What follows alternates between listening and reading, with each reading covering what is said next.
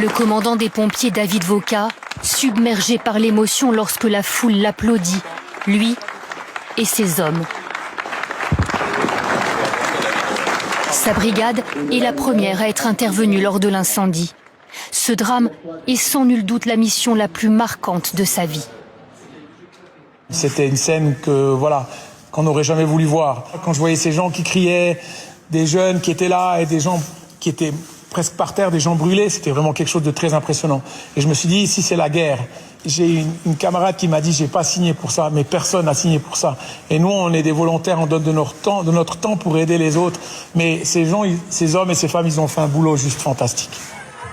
Depuis 4 jours, certaines images de l'incendie et de l'intervention le hantent, le poursuivent.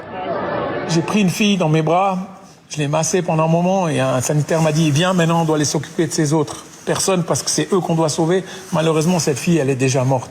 Et ça, de laisser quelqu'un sur un banc, c'est tellement compliqué. Ça ne devrait pas être possible de vivre ça dans une vie. Il s'accroche alors à l'immense solidarité.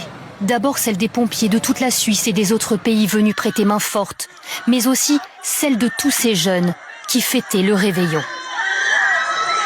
C'est les jeunes qui ont aidé les jeunes, qui nous ont aidés. On a travaillé ensemble pour transporter les gens du point A au point B. Ils ont pris des chaises, ils ont pris du matériel d'une terrasse. C'était vraiment un esprit vraiment fantastique. Mais au fur et à mesure des identifications, les familles apprennent la mort de leurs enfants. Une douleur qui le touche de plein fouet. Je me suis rendu près d'une dame qui a perdu son fils cette nuit. Et j'avais peur qu'elle me repousse ou qu'elle me dise « Vous l'avez laissé mourir. On a tout fait. On a tout fait. Malheureusement, il est mort. » Et ça me touche vraiment pour elle. Et elle m'a dit « Merci. Merci pour tous les gens que vous avez sauvés alors que son fils est mort. » Et ça, c'est juste horrible. Excusez-moi. C'est compliqué. Voilà.